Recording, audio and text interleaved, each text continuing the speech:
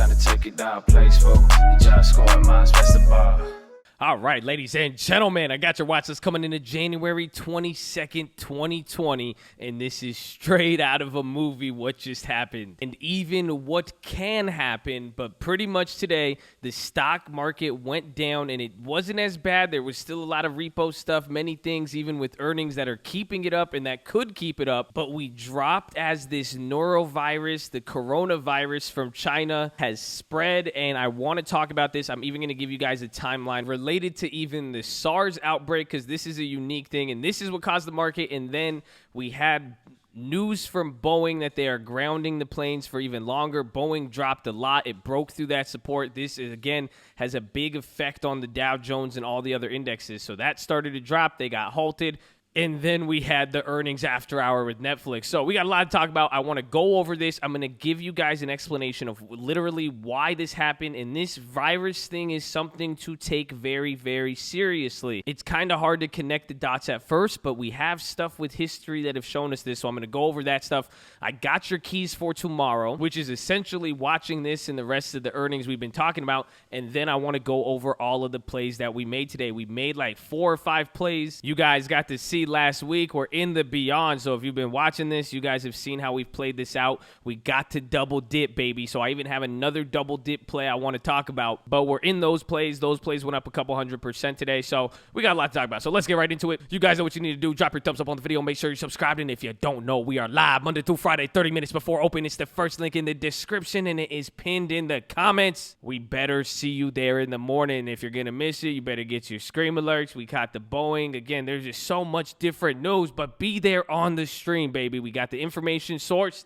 It's free 99. It costs you nothing. Just be positive and respectful. That's all we're looking for. But do that, and don't forget the most important thing you need to do. Post your watches below. Let us know what you're looking at. If you got any plays, any earnings plays, anything, post it down there, and let's source that info, baby. You guys have been killing it, man. Shout out to Coach. Shout out to Chad. I love y'all. So let's not delay, and let's get right into it. As far as everything is concerned, this virus is very, very spooky. So what happened today, Asia reacted in the morning. So you could see we didn't have really the strongest of an opening. It was a little bit weird. The market was going up, but then we started to sell off throughout the middle of the day. And the biggest reason, this was the only headline. Again, the Trump impeachment did start, but it was literally because the virus, because now there was reports that this virus has now came to the United States. A Washington man from China has been diagnosed. The markets are getting spooked on that. And now, again, a lot of us are saying, why is this even scary? Why is this virus scary? And again, in the middle of that, that's when Boeing started to come out. But as they kept giving more information from the CDC,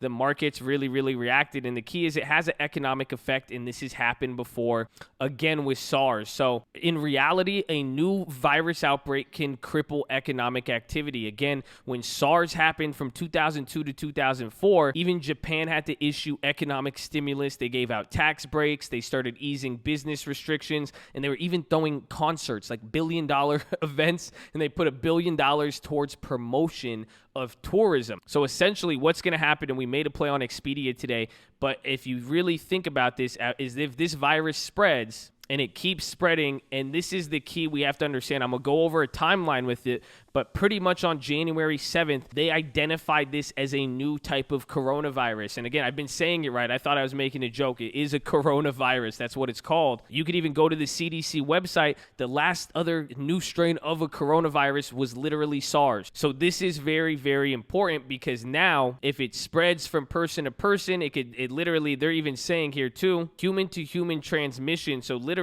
it could even go through the air, just interacting with humans. Again, that's why travel and plane and all that stuff went down.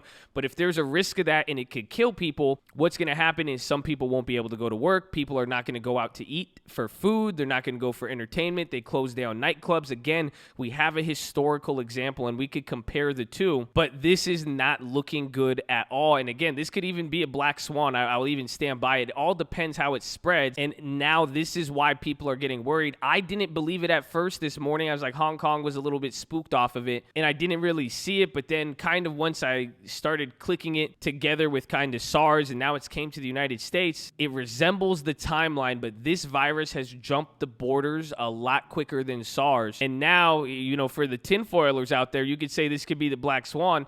January 25th is the Chinese New Year. This is where there's going to be a bunch of events, a bunch of people traveling back and forth. If they have this virus spreading around human-to-human contact, this is where these viruses could spread at alarming rates. Again, now, we could see pretty much as of pretty much today, there's been 291 cases and 6 deaths. So that's now, again, we could see with how it spread from person to person, but the key is you're seeing it went from Thailand to Japan to then even more in China, and now we have it in the United States. But this is what happened with SARS. See, and you can see here, they did 11.8 on Hong Kong dollars economic relief program during the midst of this, and SARS was a lot bigger, but this is where I'm saying SARS extended, but it was November 2002. That's when they got the first case, and again, the first case of SARS, it was 305 people. We're at 290 now for this, and again, now being China, they actually found out later it was actually probably a lot higher of a number, so China did keep this under wraps, but we've been kind of hearing about this pretty soon. But then come to January, you had the first super spreader of SARS. This is when it started again going and spreading at a much more alarming rate. It goes from one person, and then one person spreads it to a bunch of people. They even have a layout of the hotel. That's how it got to Hong Kong. And then as you start to see over the months, it started to spread and it affected thousands of people. So I thought more people died from this coronavirus, this Wuhan one. But at the same time now, you could see, comparing this to the beginning of SARS, this is what SARS started with. You have 300 people get affected with this. It's a new virus. We don't know what it is, and it could transmit. Again, these Asian countries, there's a lot of people. It's densely packed. You mix all the travel and all that. If it does spread, all you need is one of those 300 people to spread it to another 300 people. And again, the effect is if this could stop economic activity, essentially. It could even just be hindering that in general. So again, you're probably going to see it hit in the Asian countries first, and then the U.S. companies that have exposure to these sectors.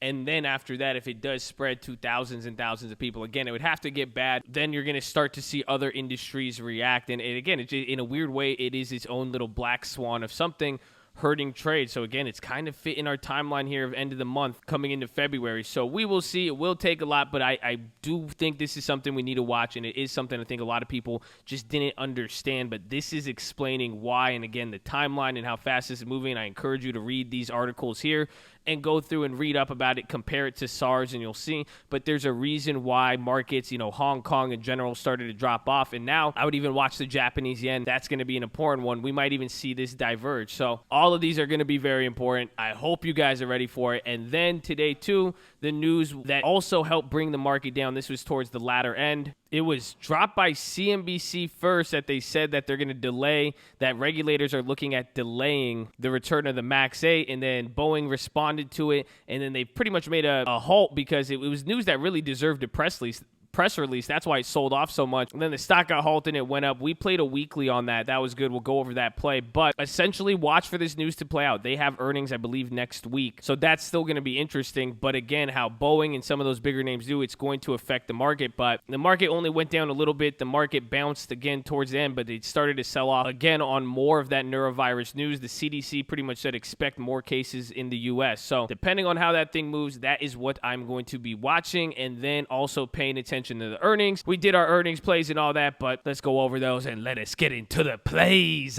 Well, since we do, we're going to have the earnings, I might as well go over the Boeing play because this is going to be one to watch. And this is, again, we've been saying about it, better to be late than wrong. I did want to get those on Friday. I hesitated a little bit. I said I'd wait because, again, I didn't want it to do that Boeing dance around that key support level, but as the news was dropping, you see here, we put it on the stream alert. We saw that stuff coming out there, and we got in actually pretty freaking early right there. You could see 1046. So we got it within the first two candles, and that's why I even said it was a low probability play because, again, if they were going to break, the velocity was kind of big, and then right after we got it, I remember it had a big candle. It was slow at first, but then the volume picked up. I grabbed the 290 put. Damn, that's crazy. It came back to value. We bought this for 32 cents.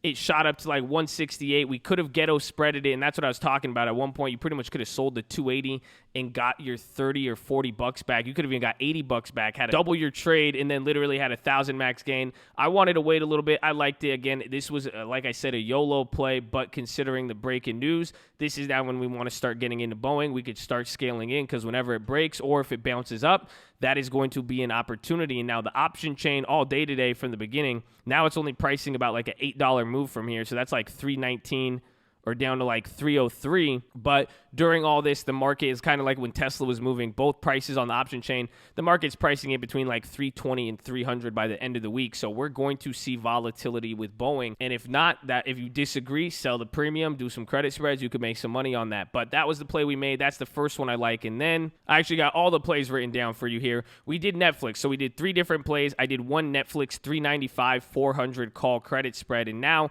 the problem with Netflix, I should have went with my gut at the beginning. I said it on the watch list. Even this morning, I even said pretty much iron condor or it's going to go down. But as I was trying to get my fill on the trade, I wasn't getting the risk reward I like to see because I thought Netflix was going to move bigger. All of the iron condors that had it pretty much that you could have got for like $2.20 or like $2.10. So it was like 40, 50 bucks a max risk. They were pricing in a $7 move from close, which is literally where it's at now, either 345 or like 346 down to like 330. So the iron condors would have hit. But instead, the plays I did the 395 400 call credit spread. This one has time. All of them, I wanted to make sure I got time for any of the earnings. Again, most of these plays to make sure we have continuation, especially even playing the downside on anything. Try to get earnings unless it is actually prohibitively expensive. We did have to not do that on one play today, but I grabbed January 31st, 395 400 call, $500 max reward, $26. So we spent $26 on the call side.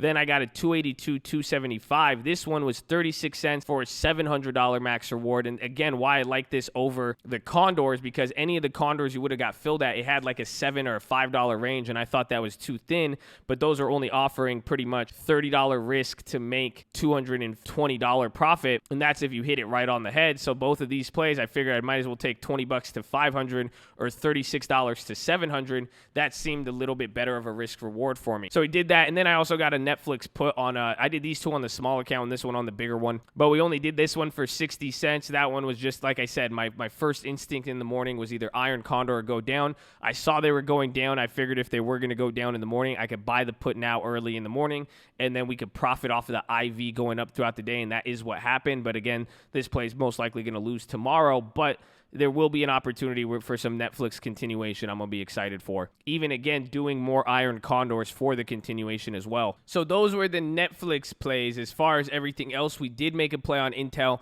And my logic was this: they went up a lot. The plays I called out yesterday on the watch list, or even that one standard deviation, those 64s, those went up 100%. So I had to go with these. And again, after seeing Netflix, my logic was this: Intel's going to be a leader. I do have another play we're going to be watching coming into tomorrow to play off of this, but I think Intel's going to be, again, another one of those that we could hopefully, after seeing Netflix, pretty much flip these and make free contracts coming into the earnings. So the best outcome would be to buy these and ghetto spread them, or be able to sell them, get our initial investment, and hold contracts that we could keep till after earnings. So I got the January 31st. Again, it covers earnings. It's next week. 65 call. I got 3 of them at 42 cents. It was like 120 bucks. But that was my first order. So pretty much since they were up 100% today, the stock was up. I'm going to look at these tomorrow. We could either buy more, and the idea is put $100, $200. If they do get that IV push, I should be able to sell, get my initial investment back, and still be able to keep a good sizable amount playing that earnings. So again, that's more risky. Be careful of that. Then the next play was Expedia. And this one I want to show you guys because this one paired up with the neurovirus news. So again, it didn't have the same secondary drop, but all of the other stocks went down too, like United Airlines, Delta, Southwest. So, and you guys are seeing some bounce while others didn't. But while they were already down 4% when that news hit, and that's something to pay attention to with this neurovirus news, a lot of these travel companies were already opened up down even off of the Hong Kong stuff. You could tell they got the spook first, so pay attention to that. But we got the Expedias playing that. They weren't down as much. That's why I wanted to. But I said these were really expensive. We were up on them, bought these for 49 cents. Actually, no, it was the January 31st. So they actually ended up still holding up their value, but they did double pretty quick. Got these for 49 cents. They're at like 55, 60. You could have ghetto spreaded them too, but I said I'll keep that. It has a little bit amount of time, but the problem was their earnings is after February 7th, so that is the downside. I would want to play this for earnings, so my hope was if we could flip that, switch that to an earnings play, that's probably going to be the plan moving forward with this. So that was the other play we made today, and then lastly, we did that Boeing like we went over, and that's pretty much it. As far as everything else, we closed the Shopify trade. Remember, we had that one for 26 cents. That one expired this week. It was like a 490, 500 credit spread. I really like Shopify still, but the reason why I sold it, it expires this week. It had good value. I've been holding that contract, seeing it go up 50% back to break even, 50 back to break even. So I figured, hey, might as well take it. We had $100 of profit. It was on the small account. It made up a bigger portion of the account. It seemed much more wise to take that money and then use that to parlay that into some other plays. But I still like Shopify. If I could double dip and they become cheaper, I'd be down for that. But that's not really going to be the best candidate for that, as it does just keep going up. But we sold out of that one. It was still a good percentage, 500% or so. Then we closed out of that Beyond credit spread. Remember the one from 2 weeks ago? It expired this week. Remember, we couldn't even get $2 for it last time because the 110 still had time. But now as the contracts decayed, that worked in our favor. So we bought it for 40 cents. I was able to sell it for $397, almost just under 1,000% gainer. We closed that one, and then now we're still holding those Beyond spreads. So I still like Beyond, and this was one, if you guys watch through the watch list, remember I said this on Friday, I even said this on the watch list yesterday. I said I'm putting my prediction. I think it's going to gap up. It had a little gap, but really just had an overall big run. But this is exactly what we were looking for. Remember, we played it on the first day of the breakout.